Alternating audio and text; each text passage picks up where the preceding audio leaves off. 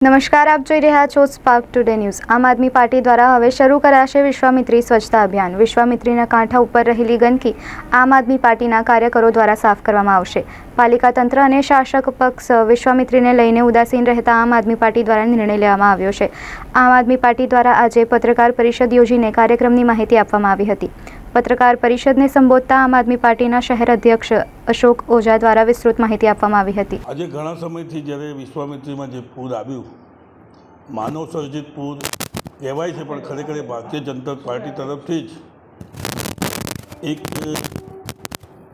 સીધે સાધો વિચારેલું અને કરવું જ છે એ રીતે આ પૂર છોડવામાં, પાણી છોડવામાં આવ્યું, લોકોને પરેશાન કરવા માટે। આજે એને લઈ લોકો એટલા બધા તકલીફમાં, એટલી બધી પરેશાનીઓ થઈ છતાં પણ સત્તા પક્ષે કોઈની પર કોઈ પણ ધ્યાન આપ્યું નથી। આજે બરોડાની અંદર જે વિશ્વામિત્રી નદી વચ્ચોવચ્ચ બરોડામાંથી પસાર થઈ રહી છે, તેને ભારતીય જનતા પાર્ટીએ આવ્યા પછી લોકોને એટલી બધી જમીનો પૈસા લઈ પૈસા કમાવા કઈ રીતે લોકોને જમીનો આપી એ જ ખબર નથી પડતી। જ્યાં ગ્રીન બેલ્ટ હતા એ જમીનો બી અપાઈ ગઈ। આજે અગોરા મોલ, સયાજી હોટલ, નદીને એક નાળું બનાવી દીધું છે।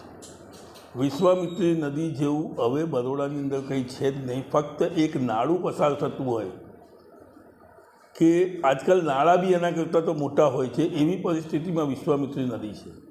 જ્યારે પાણી છોડવામાં આવે છે, આગળનો પટ મોટો છે, જેવો જ સિટીમાં આવે છે પાણીનો ઉભરો થઈ જાય છે અને 10-10, 12-12 ફૂટ પાણી ભરાય છે।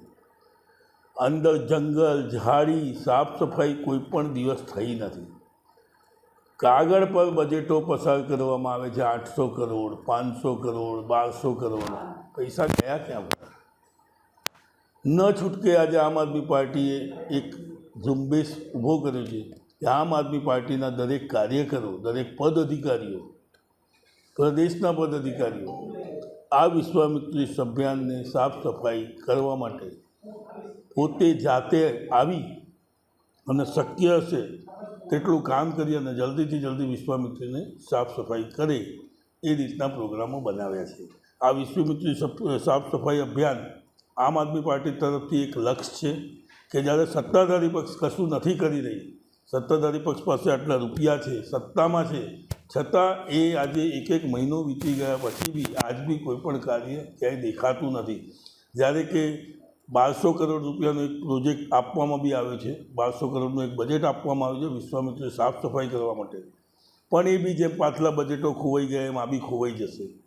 એટલે આમ આદમી પાર્ટી આજે આ અભિયાન ચલાવી અને શક્ય હશે તેટલું જલ્દી વિશ્વામિત્રીને સાફ સફાઈ કરવાનો પ્રયત્ન કરશે। અને લોકોને, જે પબ્લિક છે, એમને બી આપના માધ્યમથી કહેવા માગીએ છીએ કે તે લોકો બી આમાં જોડાય, આમ આદમી પાર્ટીને સાથ સહકાર આપે અને શક્ય હોય તો આની અંદર જોડાઈ અને પોતે બી મહેનત કરે તો બરોડાની જનતાને આવતા વર્ષે જે ફરીથી પૂર ન આવે અને પૂર આવે તો આવી હાનિઓ ન થાય તેવા પ્રયત્નો આમ આદમી પાર્ટીના હંમેશા રહેશે। અભિયાનની શરૂઆત ક્યારે થશે, કેટલા દિવસનો સંકલ્પ છે, કેટલા દિવસમાં પૂરો કરવાનો અને કેવી રીતે આની શરૂઆત થશે? કારણ કે વિશ્વામિત્રી એ માત્ર નદી કે નાળું જે તમે કહી રહ્યા છો, પણ કારણ કે એમાં મગરો પણ છે, જળચર જીવો પણ છે અને ત્યાં જોખમી પરિસ્થિતિ છે। આપનું આયોજન કેવા પ્રકારનું છે? આજે અમે વિશ્વામિત્રી પર જાતે ગયા હતા અને અમે એવું જોયું છે કે જ્યાં જ્યાં ખરાબ પરિસ્થિતિ છે કે ત્યાં મગર બી હોઈ શકે, જીવજંતુઓ બી હોઈ શકે, સાપ પણ હોઈ શકે, પણ અમારી એક ટીમ પૂરી સેફટી સાથે પહેલાં પ્રવેશ કરશે, આગળ જોશે કે ભાઈ કઈ રીતે કામ થઈ શકે, લોકોની સેફટી જોયા પછી જ અમે આગળના કામો કરીશું। અને અમારો પૂરો પ્રયત્ન રહેશે કે કોઈ પણ જાતનું નુકસાન ન થાય અને લોકોને એક સહાયતા મળે એ રીતે અમે આમ આદમી પાર્ટી આ વિશ્વામિત્રી અભિયાનને ચાલુ કરવા જઈએ છીએ। આજે અમે રાત્રિ બજાર LNT સર્કલ પાસે જે બ્રિજ છે ત્યાં જઈ અને જોઈ આવ્યા છીએ।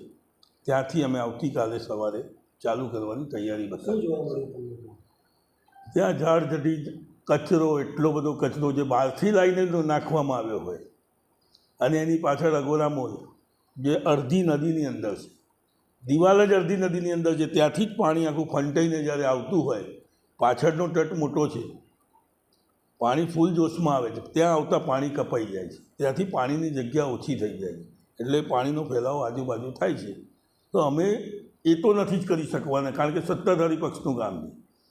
પણ જે કચરો કે આજુબાજુથી જે બંધારણ દબાવવામાં આવ્યું છે, અમારા પ્રયત્ન એવા રહેશે.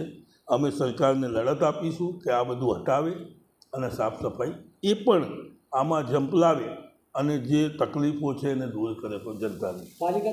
પાલિકા દ્વારા હંમેશા ગરીબોને પરેશાન કરવામાં આવ્યા છે, કારણ કે આજે જ્યાં મોટા મોટા અગોરા મોલ જેવા હોય એમને પોતે પ્રોત્સાહન આપી રૂપિયા લઈ અને જમીનો આપી છે, એટલે ત્યાં એ કશું જ નથી કરવાની. સત્તાધારી પક્ષ તો સામે ચડી લોકોને આપી છે, પરંતુ જ્યાં ગરીબ જનતા એક છાપરું વસાવીને રહી છે એમને તોડી નાખવામાં આવે છે.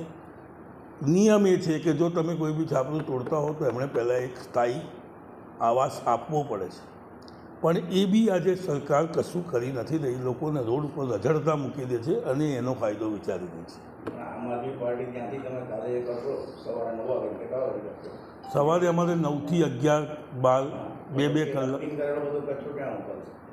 ડમ્પિંગ કરેલા કચરા પર અત્યારે અમે નથી જઈ રહ્યા. અમે તો જે ઝાડી ઝાખડા છે કે જે પાણીને ખરેખર રોકી રહ્યું છે, ગાડી જાગરણ બધી પાણી ના રોકે, ડમ્પિંગ કરેલી વસ્તુઓ રોકે. ડમ્પિંગ કરેલી વસ્તુઓ રોકે છે, પરંતુ ઝાડી ઝાખડા બી એટલા બધા થઈ ગયા છે કે ત્યાં કશું દેખાતું જ નથી. નદીમાં નદી ક્યાં છે ખબર જ નથી.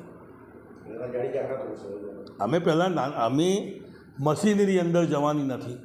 અમે જેટલું અમારા હાથ પગથી જે અમે કરી શકીશું એ જ કરીશું પબ્લિક માટે, કારણ કે અમે કોઈ સત્તાધારી પક્ષ નથી કે અમારી પાસે એટલા રૂપિયા નથી કે અમે મશીનરીઓ લાવીએ. આજે ત્યાં ખરેખર જરૂરિયાત છે મશીનરીની. આજે પોકલેન આવવા જોઈએ, જીસીબી આવવા જોઈએ, ડમ્ફરો આવવા જોઈએ. આજે 1200 કરોડ રૂપિયાનો પ્રોજેક્ટ પર 1200 કરોડ છે ક્યાં? પહેલાં બી એકવાર 500 કરોડ આવ્યા છે, પછી 800 કરોડ આવ્યા છે, 1200 આ આવ્યા, 2500 કરોડ રૂપિયા ગયા ક્યાં? આ લોકો પોતપોતાના ઘર ભરે છે. આ જાડી ચામડીના નેતાઓ છે, અમને કંઈ જ પડી નથી. પણ અમારું અભિયાન એ છે કે અમે આવું કરીશું, લોકો પબ્લિક જનતા આમાં જોડાય. કદાચ સત્તાધારી પક્ષને કંઈ પબ્લિક પર દયા આવે અને આ સાફ સફાઈનો ઝુંબેશ ઉઠાવે એવી અમારી માંગ. ગાડી જાગરણ તમે કરશો તો જીવજંતુને નુકસાન થાય. જીવજંતુને કોઈ પણ જાતનું નુકસાન પહોંચે કે પર્યાવરણને કોઈ પણ જાતનું નુકસાન પહોંચે એવા અમે કોઈ કાર્ય નથી કરવાના, કારણ કે પર્યાવરણ બી એક વિષય છે. અમે કોઈ એવા મોટા ઝાડ, લગભગ ત્યાં ગાંડો બાવળ અને જ્યાં ત્યાં લોકો ઢગલો, આજે કચરાનો ઢગલો જે પૂરની અંદર વહેતો આવ્યો છે. આજે પ્લાસ્ટિકની પન્નીઓ એટલી બધી છે કે દરેક જગ્યાએ આવીને ઝાડ સાથે સંકળાઈ ગઈ છે. આજે જો પૂરનો માહોલ ફરી કદાચ બને તો આ બધા અવરોધો પાણીને રોકવા માટે સક્ષમ છે.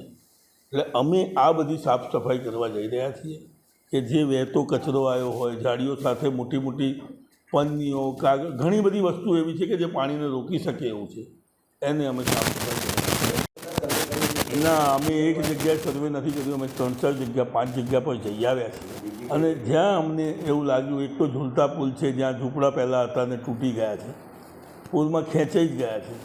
અને એની સામે બી ઘણું બધું આજે બી છે કે ઝાડી ઝગડ, ગંદકી, કચરો એટલો બધો છે. પછી એક સયાજીનગર સોસાયટી છે કારેલી બાગ, એની પાછળના ભાગમાં બી એ જ પરિસ્થિતિ છે કે નદી ક્યાંય દેખાતી જ નથી. નદી જેવું કંઈ દેખાતું જ નથી કે આ નદી છે. જળચર જીવોની ટેરેટરીમાં જવા માટે તમારે વન વિભાગને પણ પરમિશન લેવી પડશે. વન વિભાગની પરમિશન જ્યારે અમે કોઈ પર્યાવરણને નુકસાન પહોંચાડવાના હોઈએ કે એની બી એક સીમાઓ છે કે ભાઈ 25 સેન્ટીમીટરથી વધારે, 25 સેન્ટીમીટરથી વધારાના ઝાડને કોઈ અમે નુકસાન, અમે ફક્ત અત્યારે ગાંડો બાવળ કે જે કચરો, આ બધું અમારું અભિયાન એ જ છે કે નદીને ક્લીન કરવી. પાણી કમસે કમ જતું દેખાય તો પાણી જઈ રહ્યું છે, પાણી રોકાતું નથી ક્યાંય.